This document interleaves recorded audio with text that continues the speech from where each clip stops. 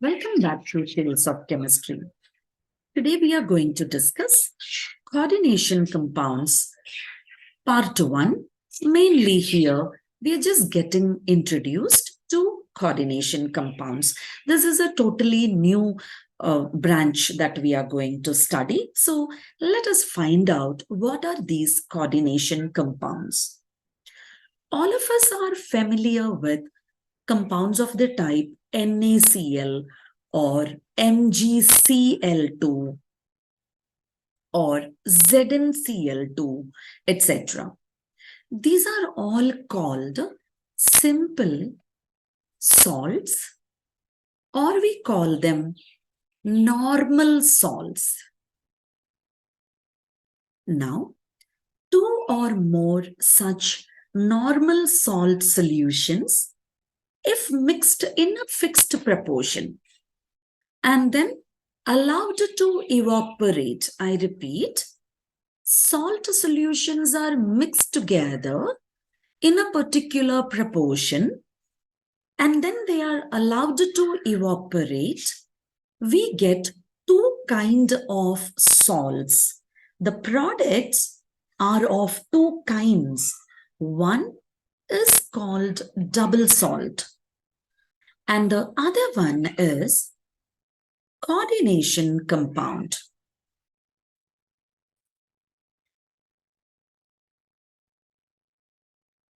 Now, let us see what is a double salt. How is it different from a coordination compound?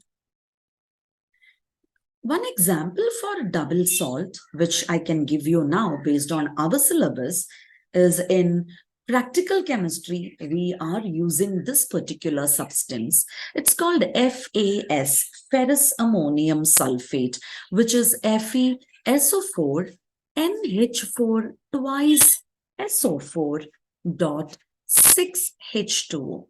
So it's very evident here which are the normal salts that we have mixed.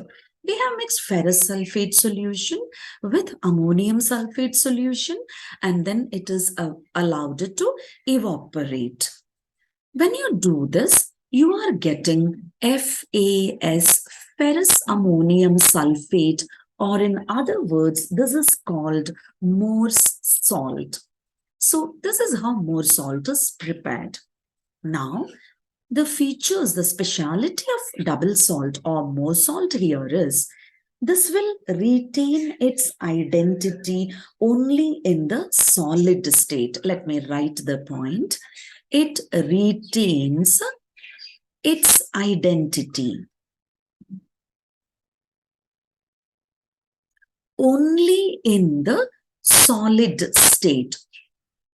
What do I mean by retains identity? This Morse salt will exist as Morse salt FeSO4 dot NH4 twice SO4 6H2O. Yeah, only when it is in the solid state. When you dissolve it in water, that is in aqueous solutions, the ions are produced. What are the ions that we can expect here? Fe2 plus, SO4 2 minus, and NH4 plus ions. I'm not repeating sulfate again. So, the meaning of retains its identity in solid state, meaning when you dissolve it in water, this particular compound will not exist as ferrous ammonium sulfate. Instead, it will produce ferrous ions, sulfate ions, and ammonium ions. Also, it will answer all the tests for these ions, as in if you perform any characteristic test of ferrous ion, the solution will answer it. If you perform any test for sulfate ion, you get the result. Ammonium ions test is also answered. Like if you conduct Nessel's reagent test, you get a reddish brown residue. Barium chloride test will give you a white precipitate. It goes on like that. All the individual ions test will be answered by a solution of double salt. Finally, the last property is the metal present here. Which is the metal present? Iron, right? It retains its normal valency. The metal ion retains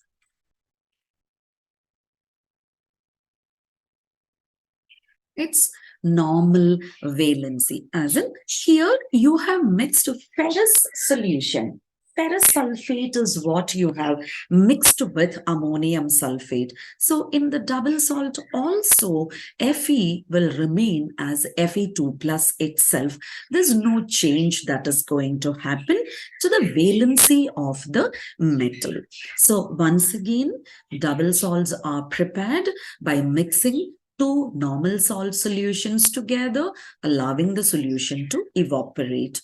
This particular FAS or more salt will remain as a double salt only when it is in the solid state. When you dissolve it in water, it produces the individual ions and it will answer chemical test for all these ions. Also, the metal, whichever is the metal taken here, the metal will retain its normal valency. So these are the special properties of double salts.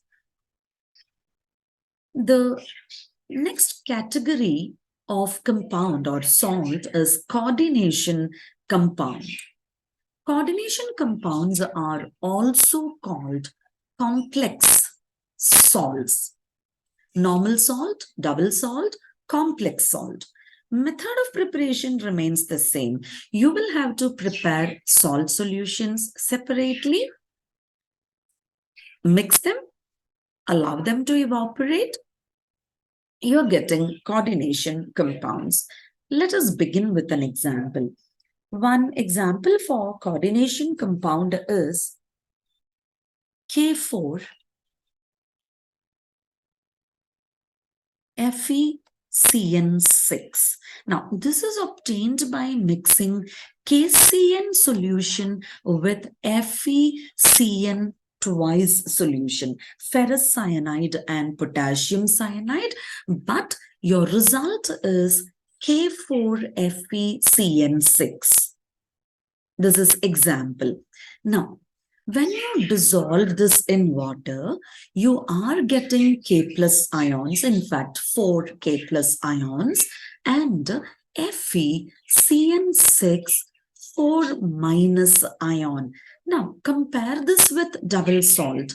When your double salt dissolved in water, it answered or it gave all the simple ions, whereas the coordination compound, when dissolved in water, aqueous solution. When dissolved in water, you are getting K plus ions as well as FeCN6 4 minus ions. And this is a complex ion. So, this helps us to conclude complex salts or coordination compounds retain their identity. So, our first point is they retain their identity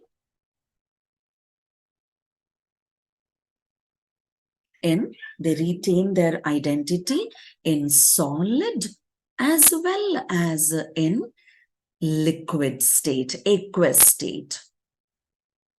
They retain their identity, meaning even after dissolving in water, you could not produce Fe2 plus and Cn minus ions. Okay, you dissolved it in water. Yes, you got K plus ions, but Fe2 plus and Cn minus ions were not produced after dissolving these compounds in water. Therefore, this won't answer this will not answer Fe2 plus or Cn minus test, chemical test for Fe2 plus and Cn minus cannot be answered, will not be answered. So whatever is your compound here, the complex ion, even after dissolving it in water, individual ions test is not answered, whereas such individual ion test was answered by a double salt. Right? Last point is the metal ion need not be in its normal valency. Metal ion need not be in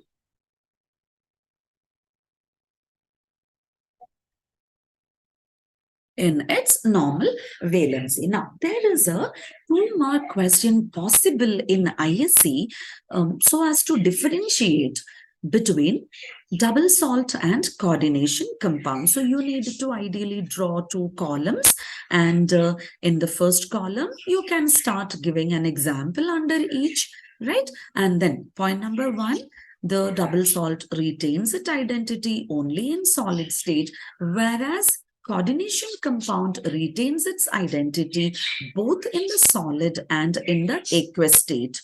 Ionic double salts are, when dissolved in water, they produce their individual ions. Whichever ions are present, those individual ions are produced by double salt, whereas no such individual ions produced in coordination compound. Complex ion remains as it is. Finally, normal valency of metal is retained in double salt, need not be retained in complex salt. Now, let us now get familiar with some important terms that we use in coordination compounds. So, one such term is the central metal atom or central metal ion. So I'm just putting a slash. Let me explain the meaning atom or ion by taking the same example. K4 Fe Cn6. All right. Now, the part which you see outside the square bracket, it's compulsory to represent the complex ion within the square bracket. The part that you see here outside, that is K, right, or K plus ions, that part is called the counter ion, the normal ion or the counter ion. Whatever is written within the square bracket, that becomes the complex ion. Now, in the complex ion, what you are getting to see, there's a metal, and this metal is surrounded by certain groups. In this case, the metal is Fe.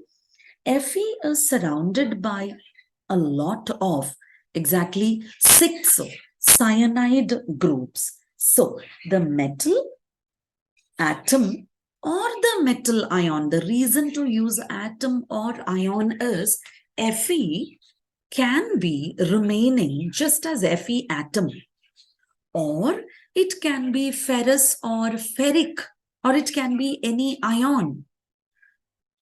Yeah. So that I don't know as of now. We are yet to find out what is the charge on the metal. So as of now, we can say in the square bracket, there is a metal.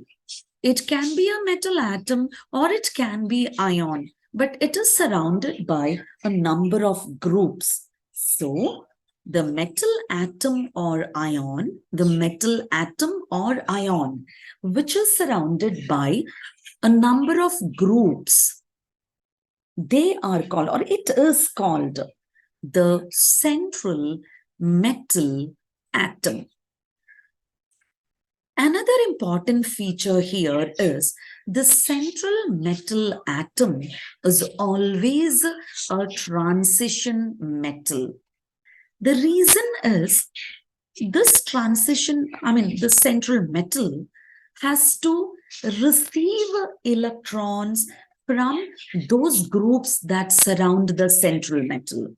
Therefore, there has to be free orbitals available, and we know transition metals have vacant d orbital, right? So transition metals are acting as the central metal atom or ion.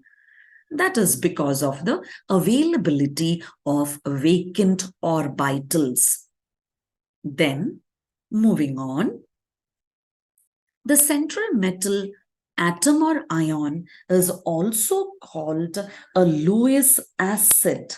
Yeah, or they act as Lewis acids. So this is an important give reason question. Why do we call the central metal atom or ion of a complex compound as Lewis acid? Reason is the definition of Lewis acid. Any compound which can receive, which can accept at least a pair of electron is called or is acting as Lewis acid. Any compound which can receive at least a pair of electron is a Lewis acid. Now, here you see your central metal is receiving 6 pairs of electrons from the cyanide groups that surround the metal. Okay, so the central metal atom or ion is an example for a Lewis acid.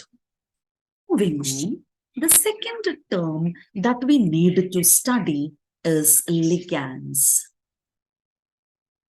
Ligands. Going back to the same example, K4, FeCN6. Okay, K4 FeCN6. In this, K counter ion, Fe central metal atom or ion, and the groups that surround the central metal. The groups that surround the central metal are called ligands. Okay, what is the function of ligand? Ligands are donating their electrons to the central metal, because of which ligands are acting as Lewis bases. The ligand is called Lewis base because during the reaction, ligand is donating at least one pair of electron to the central metal. Now, the next topic that we need to study here is classification of ligands. Classification of ligands. How do we classify the ligands? First of all, the ligands are classified based on their charge. Based on the charge present on the ligand, we have neutral ligands.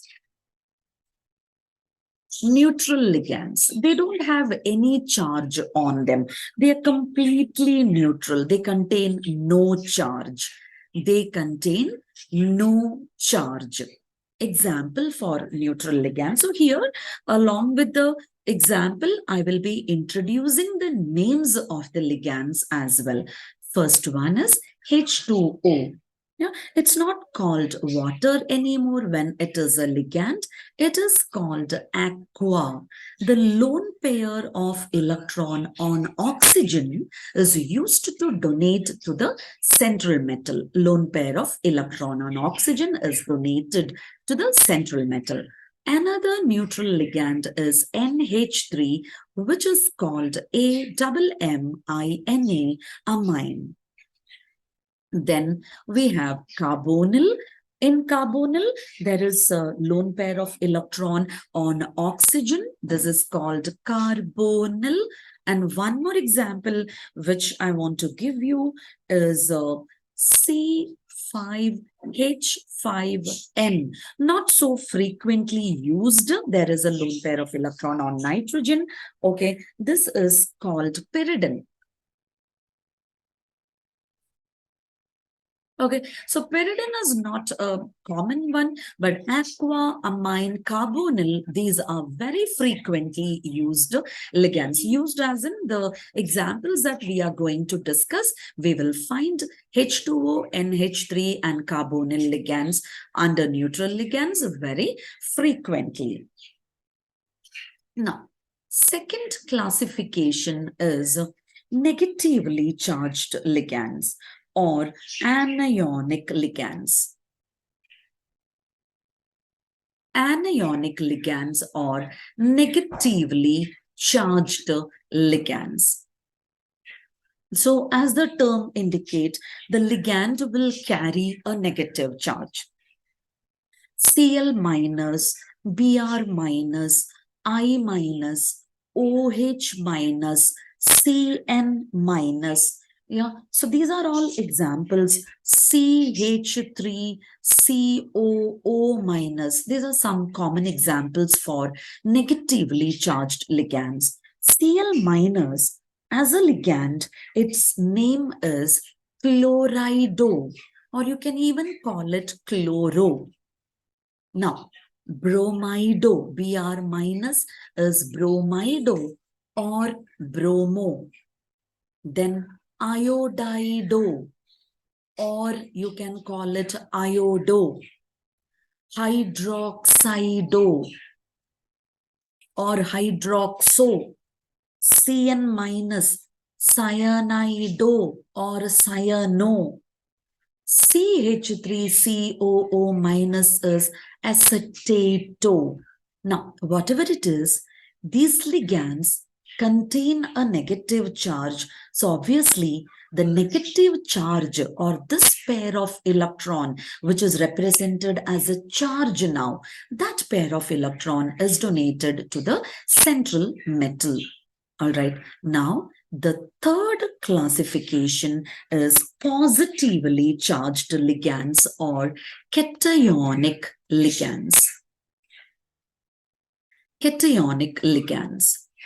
Okay, now what are these cationic or positively charged ligands? They do have a positive charge on the ligand. Now, we just need to be aware in ISC about NO plus, which is nitrosonium ion. Nitrosonium ion, NO plus nitrosonium ion. By the way, there is one neutral ligand here with NO itself. NO is nitrosyl also. So, looking at the charge on the central metal, we can decide in the examples whether it is nitrosyl or nitrosonium. So, just introducing this NO, which is nitrosyl. Now, under cationic ligand, you just need to keep in mind nitrosonium, which is NO plus. Now, ligands can also be classified based on their dentivity. Yeah, so based on the dentivity of ligand, we have monodentate, bidentate, etc. Based on the dentivity of the ligand, the first one is a monodentate ligand. Now, what is this denticity or dentivity? This is how many pair of electron one ligand can donate to the central metal. How many pair or pairs of electron a ligand can donate to the central metal? Number of electron pairs donated by the ligand to the metal, to the central metal. That is called dentivity of the ligand. Now, monodentate ligands can just donate one pair of electron. So the examples that we have already discussed from this, Cl minus is monodentate, which is negatively charged monodentate. NH3 neutral and monodentate. Even your carbonyl, aqua, all of these are monodentate ligands. Finally, even your nitrosonium is also a monodentate ligand. So, ligands which can donate only one pair of electron is a monodentate ligand. We have bidentate ligands also. Bidentate ligands are those which can donate two pairs of electron to the central metal. Two pairs of electrons are simultaneously given to the central metal. One important example is oxalato, which is C2O4 2 minus, which can also be written as C double bond O, single bond O with a negative charge. Again, COO with a negative charge. So, oxalato is an example for a bidentate ligand. Similarly, another important example is ethane 1,2 diamine. In the common system, this is called ethylene diamine. Ethylene diamine. Now, it is CH2 single bond CH2. On either side of this carbon, we have NH2. This is a bidentate neutral ligand. Bidentate because the lone pairs of electron on both the nitrogens can be donated. So this is a bidentate neutral ligand. Now, ligands which contain or whose dentivity is more than 3 or more than 3, we call them polydentate ligands. Ligands whose dentivity is 3 or more, they go under the category polydentate ligand. Among the polydentate ligand, we need to learn this particular hexadentate ligand.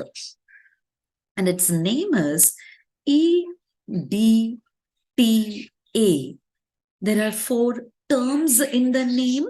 First letter of each term is taken. So EDTA stands for ethylene diamine tetra acetato. The ligand is ethylene diamine tetra acetato. The first letter of these terms are taken, which make it EDTA. Now, ethylene is because of the presence of CH2CH2. Diamine is because of the nitrogens on either side. This nitrogens are, actually this hydrogens of diamine are replaced. Now, this is ethylene diamine. Now, I have to remove all the 4 hydrogens of this ethylene diamine and replace it with acetato. How many? 4 of them. So, the first acetato, CH2COO minus, the second acetato, the third acetato, and the fourth, you can write any of these ways, okay?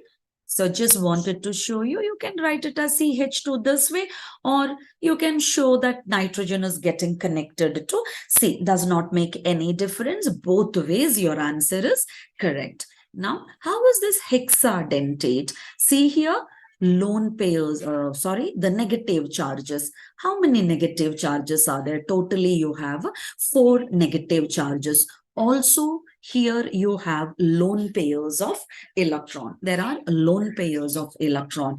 Totally 2 lone pairs and 4 negative charges. This is a hexadentate ligand. This is a hexadentate ligand.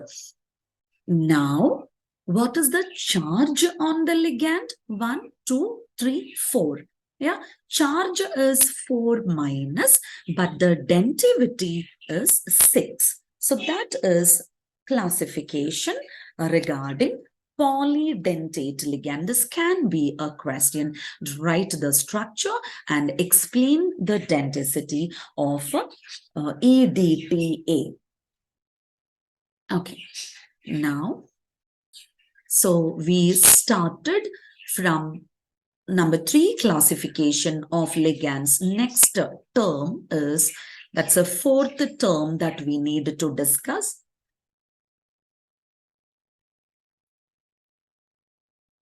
Is chelation.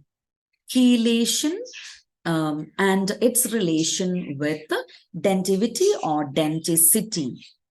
Chelation and dentivity or denticity. Now, what is chelation? Now, you see, any of this bidentate or a tridentate or a polydentate ligand, if taken, let me take the simplest example. Yeah, so I'm taking a metal, which I'm now writing as Mn plus. So M stands for the metal, N plus is the oxidation number, the valency, the charge on the metal. Now, out of the examples under bidentate, we have studied ethylene diamine. Okay, by the way, ethylene diamine or ethane 1,2-diamine, that is NH2CH2CH2 NH2, is represented by a short form En. Okay, so now I'm taking Mn plus, which is my central metal. This is surrounded by this particular ligand, NH2, CH2, NH2. Yeah, so this is our ethylene diamine. Now, there is a lone pair of electron on the first nitrogen, which is donated to the central metal. There will be one more lone pair of electron on this nitrogen. That again is donated to the central metal. So, when the ligand simultaneously donates more than one pair of electron to the central metal, there is a cyclic structure which is created around the central metal. There's a cyclic nature or a cyclic structure here. So, such a cyclic structure or a closed figure, closed geometry around the central metal, which is caused by bidentate or polydentate ligand, that is called chelation. And such ligands are called chelating ligands. Ligands which can form a cyclic structure around the central metal are called chelating ligands. So chelation is a property of bidentate as well as polydentate ligands. The last term that we need to discuss now are ambidentate ligands.